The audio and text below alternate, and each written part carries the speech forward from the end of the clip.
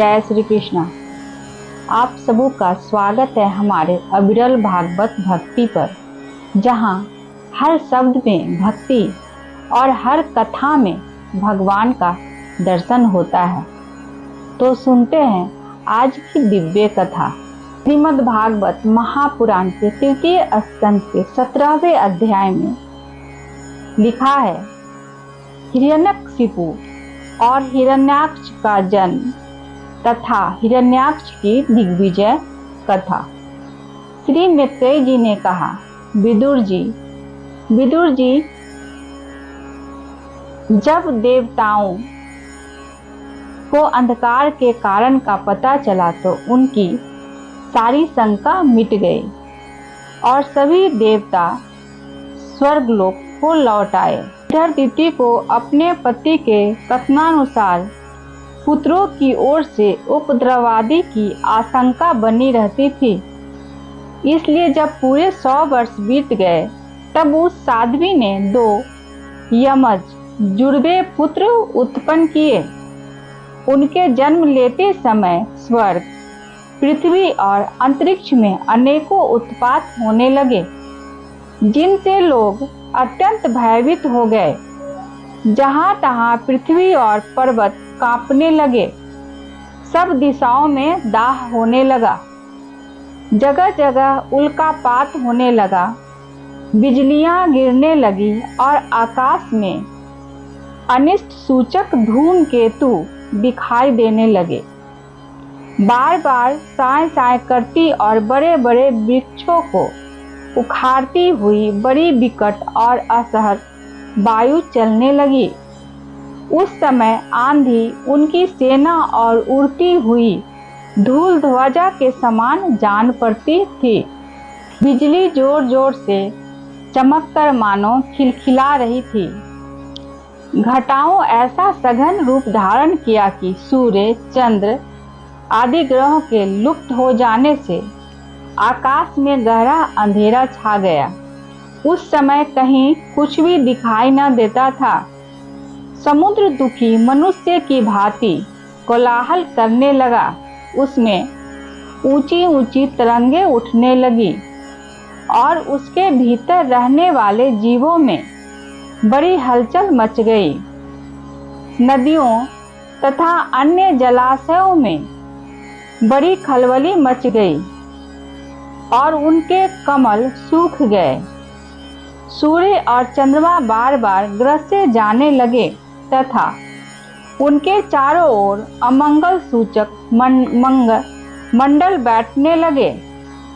बिना बादलों के गरजने का शब्द होने लगा तथा गुफाओं में से रथ की घड़घड़ाहट सा शब्द निकलने लगा। गांवों में गीदड़ और उल्लुओं के भयानक शब्द के साथ ही सियारियां मुख से दहकती हुई आग उगलकर बड़ा अमंगल शब्द करने लगी। जहां तहां कुत्ते अपनी गर्दन ऊपर उठाकर कभी गाने और कभी रोने के समान भांति भांति के शब्द करने लगे। विदुर जी, झुंड के झुंड गधे अपने कठोर खुरों से पृथ्वी खोदते और रेंकने का शब्द करते मतवाले होकर इधर उधर दौड़ने लगे।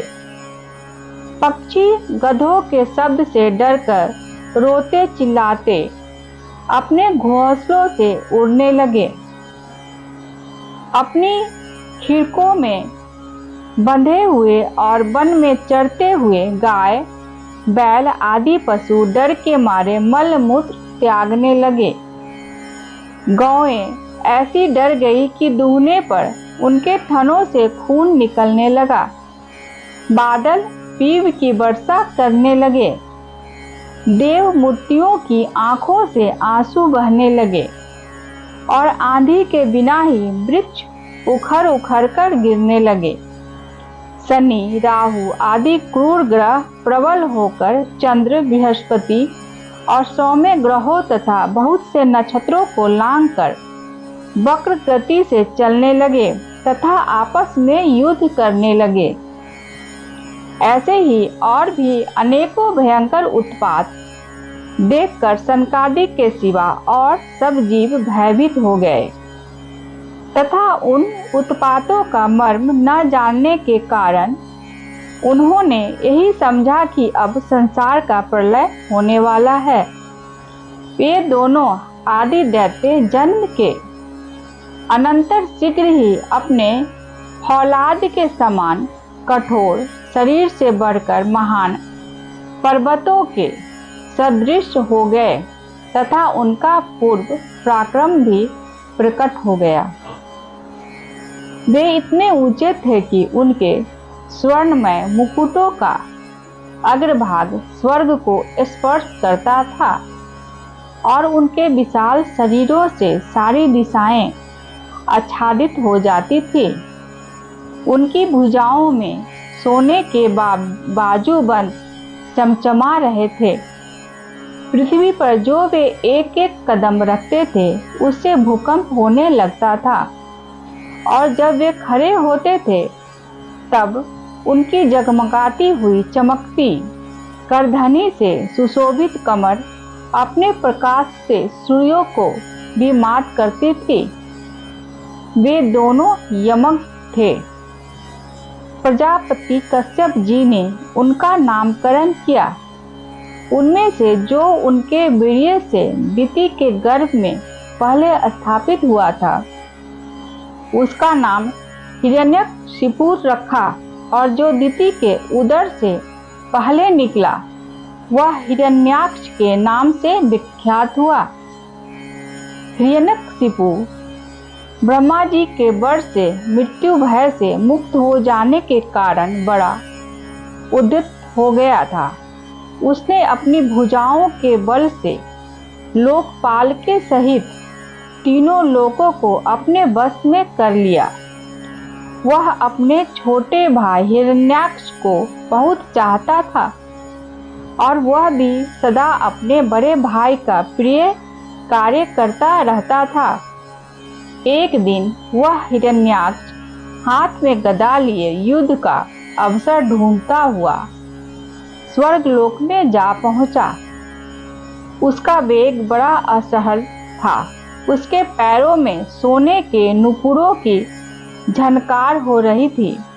गले में विजय सूचक माला धारण की हुई थी और कंधे पर विशाल गदा रखी हुई थी। उसके मनोबल, शारीरिक बल तथा ब्रह्मा जी के वर ने उसे मतवाला कर रखा था। इसलिए वह सर्वथा निरंकुश और निर्भय ही रहता था।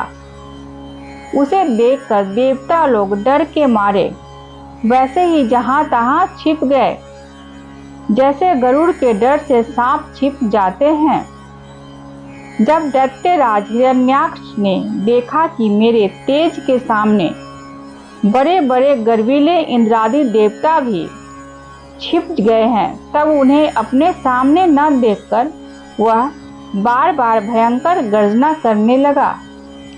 फिर वह महाबली दैत्य वहां से लौटकर जल कीड़ा करने के लिए मतवाले हाथी के समान गहरे समुद्र में घुस गया, जिसमें लहरों की बड़ी भयंकर गर्जना हो रही थी।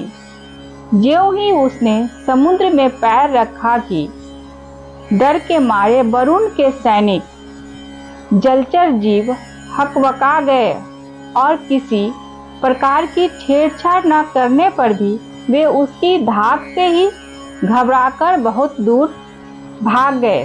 महाबली हिरण्याक्ष अनेक वर्षों तक समुद्र में ही घूमता और सामने किसी प्रतिपक्षी को न पाकर बार बार वायु वेग से उठी हुई उसकी प्रचंड तरंगों पर ही अपनी लोहमयी गदा को आजमाता रहा। इस प्रकार घूमते घूमते वह वरुण की राजधानी विभावरीपुरी में जा पहुंचा। वहां पाताल लोक के स्वामी जलचरों के अधिपति वरुण जी को देखकर उसने उनकी हंसी उड़ाते हुए नीच मनुष्य की भांति प्रणाम किया। और कुछ मुस्कुराते हुए व्यंग से कहा, महाराज, मुझे युद्ध की भिक्षा दीजिए। प्रभु, आप तो लोकपालक, राजा और बड़े कीर्तिशाली हैं। लोग अपने को माँ का वीर समझते थे। उनके वीर मद को भी आप चूर्ण कर चुके हैं और पहले एक बार आपने संसार के समस्त दैत्य दानवों को जीतकर राजसूय यज्ञ भी किया था। उस मदोन्मत्त शत्रु के इस प्रकार बहुत उपहास करने से भगवान वरुण को क्रोध तो बहुत आया, किंतु अपने बुद्धि बल से वे उसे पी गए और बदले में उससे कहने लगे, भाई, हमें तो अब युद्धादि का कोई चाव नहीं रह गया है। भगवान पुराण पुरुष के सिवा हमें और कोई ऐसा दिखता भी नहीं जो तुम जैसे रणकुशल वीर को युद्ध में संतुष्ट कर सके। दैत्यराज, तुम उन्हीं के पास जाओ, वे ही तुम्हारी कामना पूरी करेंगे। तुम जैसे वीर उन्हीं का गुणगान किया करते हैं। वे बड़े वीर हैं, उनके पास पहुँचते ही तुम्हारी सारी सेखी पूरी हो जाएगी और तुम कुत्तों से घिरकर वीर सैया पर शयन करोगे। वे तुम जैसे दुष्टों को मारने और सत्पुरुषों पर कृपा करने के लिए अनेक प्रकार के रूप धारण किया करते हैं। आज मैं श्रीमद् भागवत महापुराण के तृतीय स्कंद के 17वें अध्याय के भावार्थों को पढ़ी हूँ। यदि मेरे से कोई त्रुटि हुई होगी तो मुझे क्षमा करेंगे। जय श्री कृष्ण।